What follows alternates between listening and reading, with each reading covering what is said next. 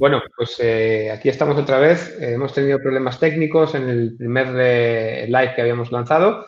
Vamos a ver si tenemos más suerte en este segundo live, en este segundo momento. Y bueno, pues vamos a retomar un poco la conversación. Habíamos empezado a charlar con Mikel Alonso sobre pues, el artículo que había publicado en LinkedIn, que tenía que ver con el uso y el que le damos a las posibilidades que nos da la neurociencia aplicada a la búsqueda y captación de clientes en el mundo de la empresa.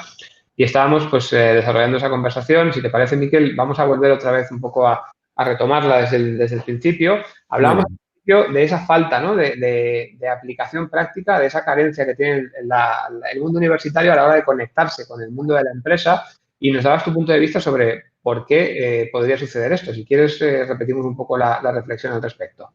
Sí, por supuesto.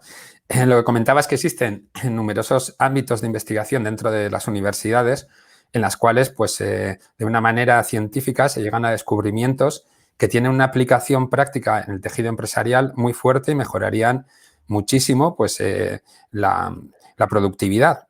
Y sí que es verdad que existe un perfil muy escaso de profesionales que nos dedicamos a llevar este conocimiento que se ha adquirido en las universidades a lo que es el mundo empresarial.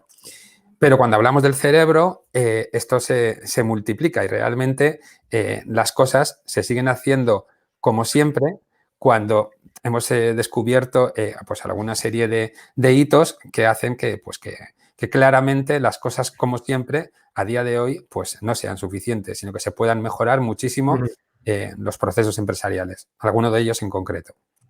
Estupendo. Hablábamos en el anterior directo que hemos tenido problemas técnicos con él, por eso estamos emitiendo de nuevo este segundo. Y la segunda pregunta que habíamos comentado tenía que ver un poco también con esto, ¿no? Relacionando las carencias que tenemos actualmente para que el conocimiento aplicado de la universidad pueda pasar al mundo empresarial. A pesar de ello, la neurociencia juega algún papel en el mundo de la empresa actualmente, parece que no muy relevante. ¿Cuál es tu opinión al respecto? Efectivamente, para la inmensa mayoría de las empresas, el uso de la neurociencia pues es prácticamente desconocido. De hecho, en el artículo lo que mencionaba de Cenando con Marcianos es porque cuando yo tengo reuniones con mis clientes y les comento lo que puede hacer la neurociencia, lo que podemos llegar a conseguir, de hecho les pongo una transparencia que dice lo que vas a ver a partir de ahora no es magia, esto es neurociencia. Los clientes pues reaccionan como si les estuviese hablando de algo maravilloso, de ciencia ficción, o de si estuviese hablando de cenar con marcianos esta noche, cuando la inmensa mayoría de las cosas pues ya tienen muchos años de repercusión a nivel científico, de publicaciones científicas. Y también comentaba que algunas empresas, las empresas más avanzadas y aquellas que van a poder posicionarse mejor en la mente de sus consumidores, pues ya han empezado a aplicarlo en campos como el neuromanagement, los recursos humanos, la investigación de mercados, neuroventas o comunicación.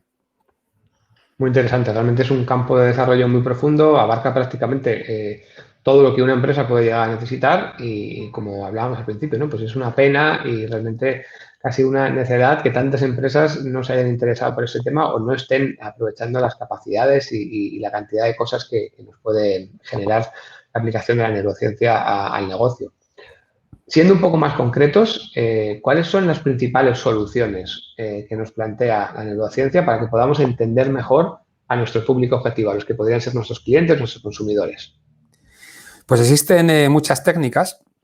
Las más habituales en investigación comercial son en cuanto a las técnicas de obtención de información del sistema nervioso central, el electroencefalograma y la resonancia magnética funcional por imagen. Aunque esta última pues, se utiliza más en temas de investigación, sobre todo académico, pero también se pueden hacer experimentos a nivel comercial.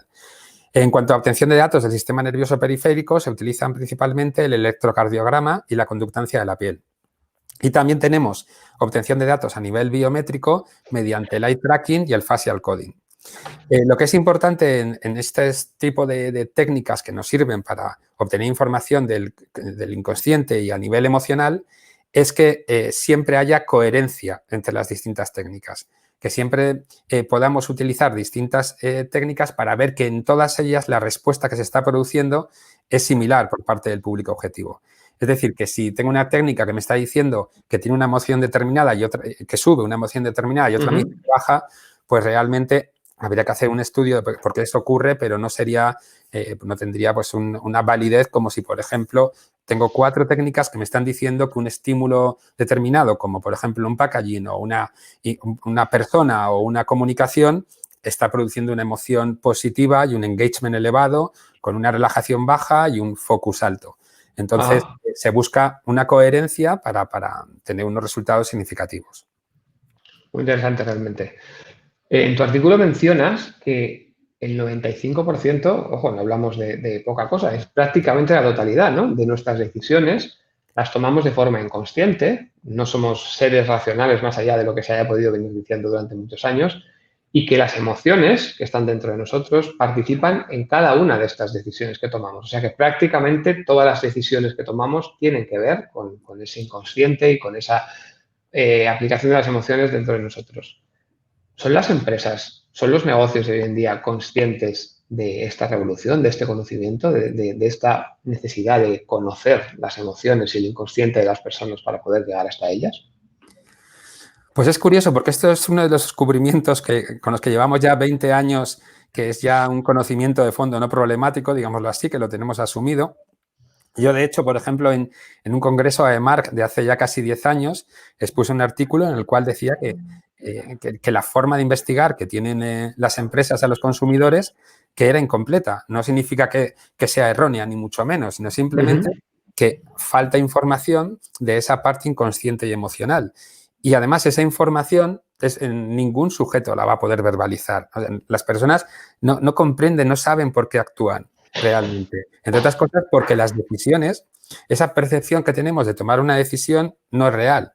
Las decisiones se toman segundos antes de que nuestro consciente lo sepa y se toma a nivel emocional y a nivel inconsciente. Entonces, claro, si le pregunto a alguien por qué está actuando de una manera determinada, aunque intente con todas sus ganas decírmelo, no va a saber por qué ha tomado esa decisión. Porque el mecanismo racional y cognitivo generalmente lo que hace es buscar una explicación, una racionalización para una decisión que se toma a nivel emocional y a nivel inconsciente. Pero ¿qué ocurre? Que las empresas siguen investigando de la misma manera, siguen investigando mediante encuestas, mediante focus group, preguntando al público objetivo, que como digo, por supuesto, son unas técnicas muy valiosas y muy válidas, pero son incompletas porque nos falta toda la información que se da pues en ese 95% de nivel inconsciente, que son información de miles de decisiones que tomamos al día. Si tuviésemos que estar consciente de las miles y miles de decisiones que tomamos al día en todos los momentos, pues nuestro cerebro consumiría tanta energía que no podríamos sobrevivir. Probablemente colapsaríamos, ¿no? Es muy interesante realmente. Eso nos lleva un poco al terreno de la siguiente cuestión que me gustaría plantearte. Al final, los métodos tradicionales de investigación, que bueno, pues han dado los resultados que han dado y que se basan sobre todo en lo que tú decías, ¿no?, en preguntar a la gente el porqué de sus decisiones, cuando esas decisiones han sido tomadas de manera irracional e inconsciente, pues ha dado el resultado que ha venido dando a lo largo de la historia, pero realmente una vez que sabemos y que la ciencia se alía con nosotros para darnos a entender que esto no funciona así y que las decisiones las hemos tomado antes incluso de ser conscientes de que las habíamos tomado, en ese momento, si tomamos conciencia de qué paso deberíamos dar para aprovechar o para tomar acción respecto a esa información, el camino nos lleva claramente hacia el uso de lo que serían los laboratorios de neurociencia para poder realmente examinar con instrumentos y con todo lo adecuado y aliados de la ciencia, como bien decía antes, realmente cómo se produce esa toma de decisiones, cuáles son los estímulos a los que responden y bueno, pues un poco tener claramente una respuesta asociada a lo que sabemos ahora y no a lo que sabíamos antes, ¿no? ¿Qué tipo de cosas podemos hacer en estos laboratorios? Cuéntanos un poco, para el que no haya estado nunca en un laboratorio así, ¿cómo son? ¿Qué cosas se hacen allí? ¿Qué datos sacamos de ellos? Háblanos un poco de este tema, que es muy interesante. Bueno, pues con un laboratorio de neurociencia, bueno, yo lo definiría en primer lugar en 2 tipos de investigaciones, de formas de investigar al público objetivo. En un laboratorio de neurociencia presencial, como clásico, como siempre se ha hecho hasta ahora, pues tenemos distintos aparatos de neurociencia. Suelen ser espacios que están aislados que generalmente no tienen pues una ventana al exterior ni nada, ni ningún estímulo que pueda despistar o que pueda producir alguna respuesta emocional en el público objetivo. Se procura que no haya ruidos, que no haya luces, ni etcétera, que no podamos controlar.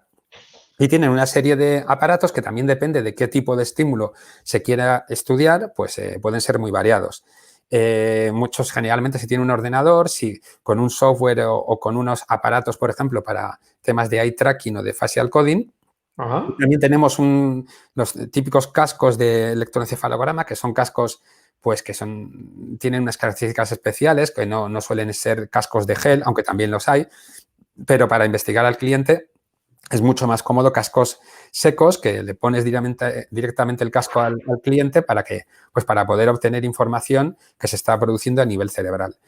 Y bueno, lo que se hace es, en primer lugar, se relaja al sujeto, se busca lo que es la base de sus respuestas emocionales y luego se va exponiendo una serie de estímulos en el cual se observa pues, cuál es su reacción ante los mismos, ¿no?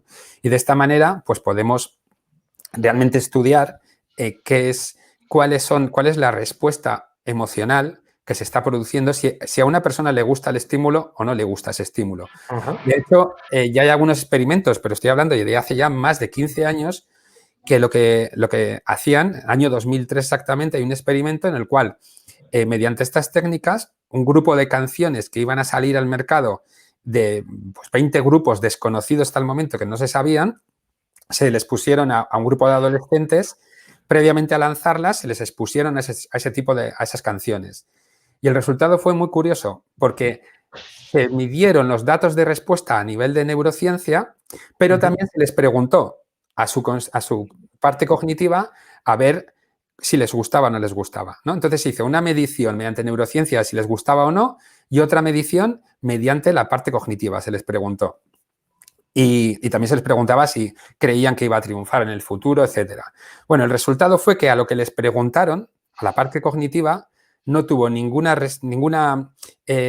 respuesta considerable a nivel de éxito comercial. Es decir, si las que decían que les gustaban, luego pues no triunfaron especialmente, ni no dejaron de triunfar, ni nada. No hubo ninguna consideración. Pero las respuestas que se obtuvieron mediante las mediciones cerebrales fueron un indicador perfecto del futuro éxito comercial de esas canciones. Es decir, que si se medían que le gustaba, la mayoría de las veces no tenía que ver lo que se medía a nivel cerebral con lo que respondía la persona.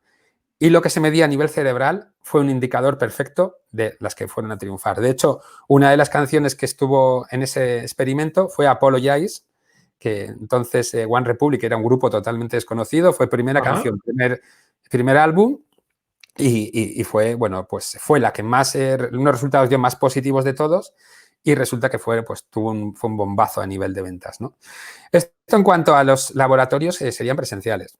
Y luego también nosotros hemos desarrollado en Brainterpreter una solución pues adaptándonos a la situación que por desgracia tenemos actualmente pues con el COVID y demás. Sí, comentábamos al principio de la intervención, ¿no? Que todos hemos tenido que adaptarnos en mayor o menor medida y bueno, que en tu caso era este que nos vas a contar ahora.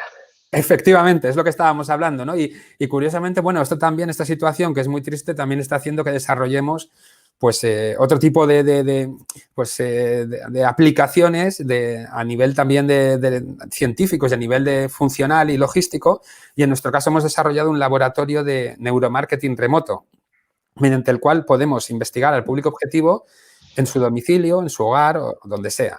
Y lo que hacemos es aplicar una serie de técnicas y mediante electroencefalograma, facial coding, test de asociación implícita y demás, no nos hace falta ya coger al sujeto y traerlos a nuestro laboratorio, sino que podemos llegar pues, a nivel geográfico de manera indistinta pues en todo el mundo para poder investigar y de una manera científica obtener información de sus emociones primarias y secundarias ante distintos estímulos. Entonces, bueno, es algo que hemos desarrollado y que creemos que va, como a partir de ahora todo va a convivir lo presencial con lo remoto, ¿no? Efectivamente. A las reuniones, en cuanto al trabajo y, por supuesto, en cuanto a la investigación. Sí, nosotros, por ejemplo, en Thinking Heads veníamos haciendo eventos mensuales aquí en nuestras oficinas de Madrid, donde invitábamos a alguno de nuestros speakers, invitábamos a amigos de la casa, clientes y demás, para compartir un rato parecido a este de charla, pero un poco más también pues dando apertura a que todo el mundo pudiera hablar, compartíamos un brunch con nuestros invitados y evidentemente es algo que ahora no podemos hacer porque pues la situación lo impide. Esperamos poder volver a hacerlo muy pronto, pero eso no va a dejar que esto que estamos haciendo en directo a través de Internet y al que puede acceder personas desde cualquier parte del mundo, vayamos a dejar de hacerlo. Al revés, van a ser situaciones que convivan y que nos enriquezcan a todos, ¿no? Al final también hemos aprendido mucho a utilizar el medio digital y eso siempre está bien. Miquel, una duda que tengo de lo que has explicado antes, de este experimento en particular que hablas de la música, ¿no? Que me ha llamado mucho la atención. Porque decías, la respuesta emocional de las personas predeterminaba claramente cuáles iban a ser los éxitos comerciales o lo que iba a funcionar bien, pero si luego les preguntabas a ellos o a ellas cuál es la canción que te ha gustado o la que crees que va a ir bien, las respuestas eran radicalmente distintas. ¿Quiere decir esto que nos engañamos a nosotros mismos? ¿Que no somos capaces ni de identificar lo que estamos realmente sintiendo cuando alguien nos pregunta sobre ello? Totalmente.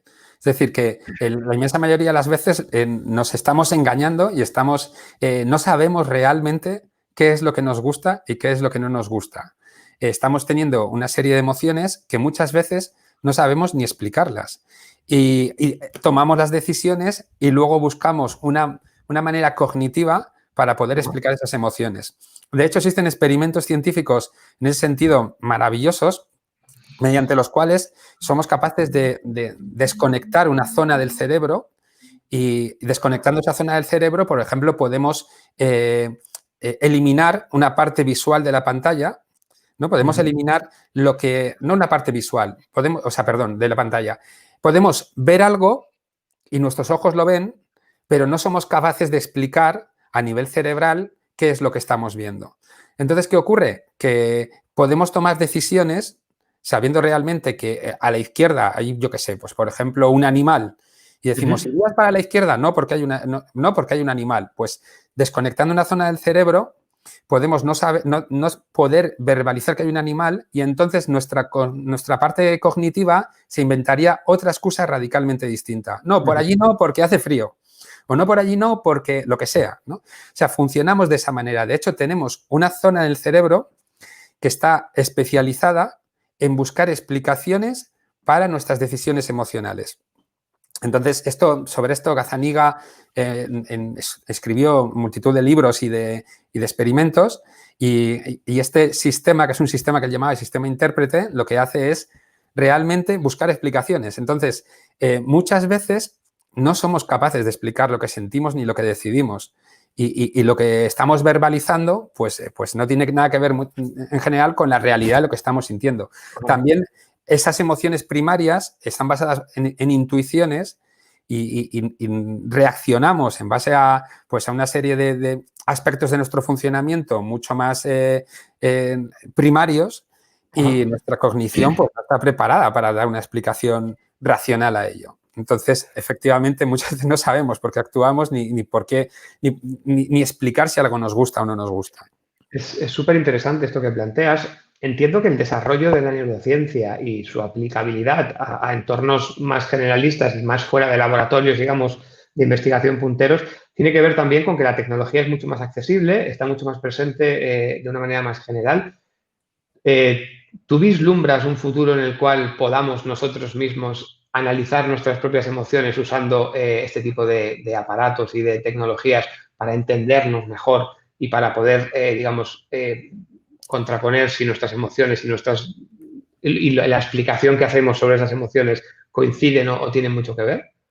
Sin duda, yo creo que en un futuro cercano vamos a prestar mucha más atención a nuestra parte inconsciente, a nuestras emociones. Vamos a ser pues mucho más conscientes, valga la redundancia, si cabe, de que las emociones es una manera, es un mecanismo fundamental en nuestro funcionamiento, en nuestra manera de comportarnos y vamos a ser capaces, desde luego, de autoanalizarnos de una manera pues mucho más accesible que lo que ocurre ahora. De hecho, lo que estamos haciendo nosotros ahora, esta manera que tenemos de llevar esa transferencia de conocimiento con respecto al cerebro a la empresa, se basa en que ya existen muchísimas soluciones a nivel de neurociencia para poder investigar al cliente y poder llegar a conocerle mejor y adaptarnos mejor al cliente, porque al final, en todo este proceso, sí que ocurre y en este sentido lo relacionaría con lo que comentabas al principio de las pequeñas comentarios que existían a favor y en contra de estas técnicas. Lo que está claro es que siempre es precisa unos fundamentos a nivel ético para poder tener muy claro qué tipo de información es la que se debe poder coger y cuál no se debe poder acceder, de que la persona siempre es libre de poder dar la información que quiera. Con esto no vamos a hacer otra cosa distinta a lo que se está haciendo ahora, que también se investiga el mercado. Lo que ocurre es que, por supuesto, tiene que haber unos límites para todo, ¿no? A nivel de intimidad de la persona, que nadie pueda sobrepasar y que desde luego las personas tengan que dar conocimiento para ello. Pero sí que nos vamos a acostumbrar mucho más a convivir con esa parte inconsciente y emocional y a normalizarla como una manera de lo que es un mecanismo basado en la evolución de comportamiento y de toma de decisiones, que al final es a lo que se dedica nuestro cerebro, a tomar decisiones para facilitar nuestra supervivencia. Entonces, sí que considero que el acceso, el desarrollo de todas estas técnicas, pues está siendo clave para poder prestar un servicio que sea el apropiado. También es verdad que cada vez más, y yo lo voy observando, existe lo que se llama la neurotrash, ¿no? En la neuro absolutamente de todo. Y hay personas que prestan servicios de neurociencia aplicada o de neuro cualquier cosa basándose en técnicas que no pueden medir lo que dicen que miden, ¿no? Por ejemplo, hay algunas técnicas que nos sirven para medir la intensidad emocional, como puede ser el GSR, la conductancia de la piel. Nos dice si nos estamos emocionando mucho o poco, pero no nos dice si es bueno o malo, ¿no? Y ahora sí que es verdad que se están produciendo pues mucha oferta de absolutamente, con una técnica poder medir absolutamente de todo y sí que en ese sentido pues va a haber que hilar fino para poder bien distinguir entre aquellos que tienen conocimiento para prestarlo y los que no. Esto es un tema habitual en casi todas las ciencias, en casi todas las personas o áreas temáticas, ¿no? Donde hay líderes que exponen sus conocimientos, donde hay una serie de ellos que tienen conocimientos sólidos, fundados y basados digamos, en cimientos importantes y otros que pues los cocinan de otra manera, los presentan de otra manera y a veces pues se puede percibir también como que alguien pues pudiera estar vendiendo humo y cosas así. Y justo en esta disciplina de la neurociencia en general y la aplicación al mundo de la empresa pues hay un poco de todo en el mercado y realmente hay que tener claro también quién está detrás de una metodología robusta, basada en mediciones y todo esto antes de adentrarse a sacar conclusiones que pueden no estar basadas en datos muy reales, ¿no? Comentábamos antes, ¿no? De la importancia de que nos podamos posicionar en la mente del consumidor. Con esto que decías tú ahora, ¿no? Con todas las limitaciones morales y éticas que podamos plantear, los dilemas que plantea ahora mismo el uso de la tecnología en general, la inteligencia artificial, el Big Data y demás, tiene también mucho que ver con esto, ¿no? Hasta dónde podemos llegar, hasta dónde hay que llegar, qué es ético y qué no es ético. Ese es otro debate distinto, pero realmente muy importante y siempre muy asociado a esto que estamos hablando. Pero realmente, reflexionando sobre lo que tú nos cuentas, parece que cualquier empresa que se quiera dirigir al consumidor debería tener como premisa poder entender bien la mente del consumidor. Y la mente del consumidor se va a entender bien si utilizamos la neurociencia tal y como tú nos lo estás planteando. ¿Qué nos descubre la neurociencia que no sabíamos antes sobre la mente del consumidor? Pues yo creo que fundamentalmente es lo que estábamos comentando en las anteriores preguntas, que es sobre todo la gran importancia de las emociones y del inconsciente en el comportamiento del consumidor. Uh-huh.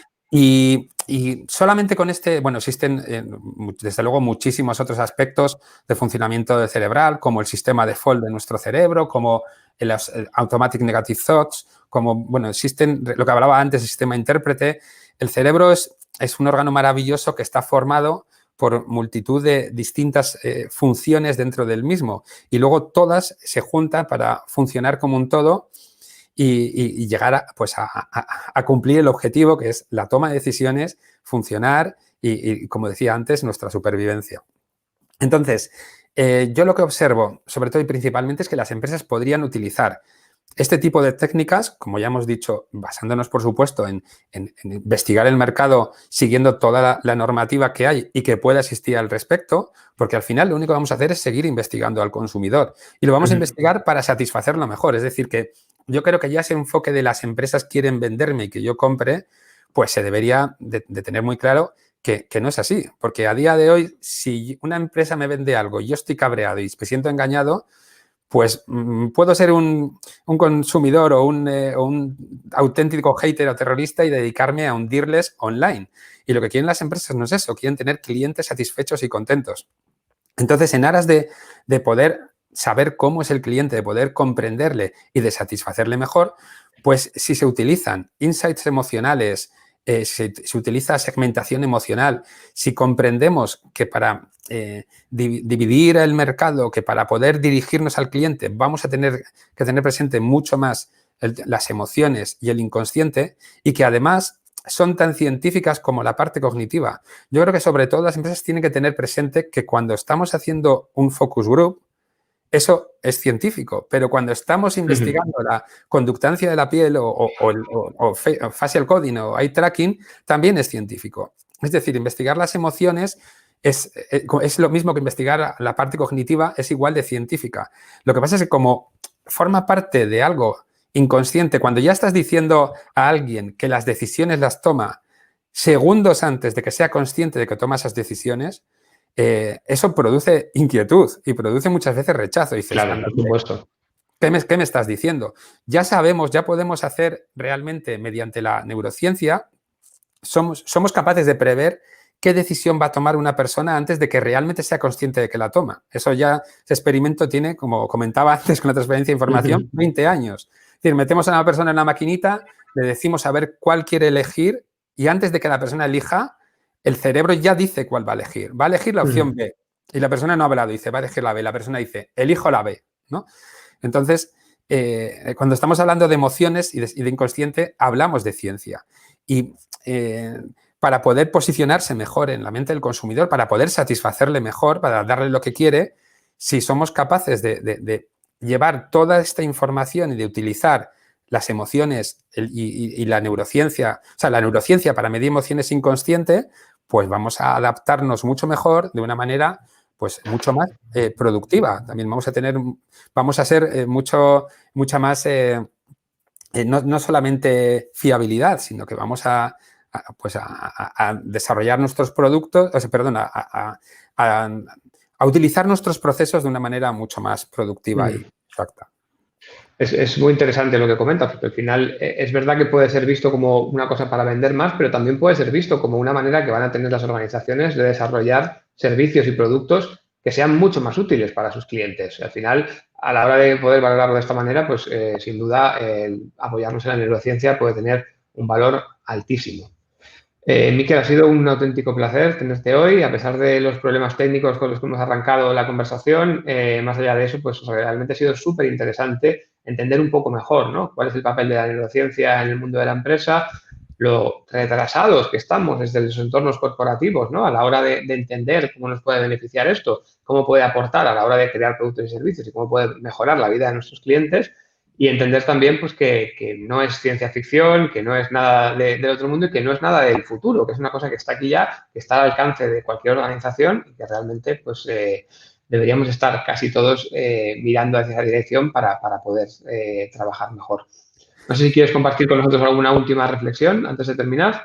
No, solamente pues es esa, más que una reflexión, es también una predicción y decir como que en el futuro, en un futuro muy cercano, todas las empresas van a tener personal que van a comprender el funcionamiento del cerebro, porque es que va a ser fundamental para todo, va a ser fundamental a nivel interno y a nivel externo, va a ser fundamental para poder gestionar correctamente pues a los propios trabajadores, en los cuales comprender las emociones que tienen los trabajadores. Yo creo que eso ya es algo que ahí sí que, por ejemplo, sí que está llegando todo lo que es la parte de la neurociencia, ¿no? Es decir, a la importancia de comprender, de que una persona esté feliz y que se comprendan sus emociones, y también va a ser para comprender a nuestros consumidores y a todo el entorno y a todo el mercado. Entonces, bueno, eso sería básicamente mi reflexión final, y también quería agradeceros que me ha encantado participar con vosotros y ha sido un placer. Pues el placer ha sido nuestro, Miquel. Te agradecemos muchísimo haber participado, habernos hecho saber un poquito más sobre este apasionante mundo del neuromarketing y de la neurociencia aplicada al mundo de la empresa. Como siempre, también dar las gracias a todos los espectadores que nos han seguido en directo. De nuevo, disculpas por los problemas técnicos y a todos los que lo harán en el futuro, porque estos directos, estos vídeos se quedan disponibles para todo el mundo que quiera verlos en algún otro momento. Y agradeciendo también, como siempre, a LinkedIn por su colaboración en todas estas actividades. Volveremos pronto con un nuevo directo a través de LinkedIn. También comentaros, para cerrar, que Miquel, por supuesto, está disponible para cualquier organización que tenga interés en saber más sobre este tipo de temas a través de charlas o de talleres. Así que cualquier persona que quiera contar con él puede hablar con Thinking Heads y será un placer ponernos en contacto para establecer colaboraciones futuras. Nada más, muchas gracias y un saludo. Buenos días. Muchas gracias. Saludos.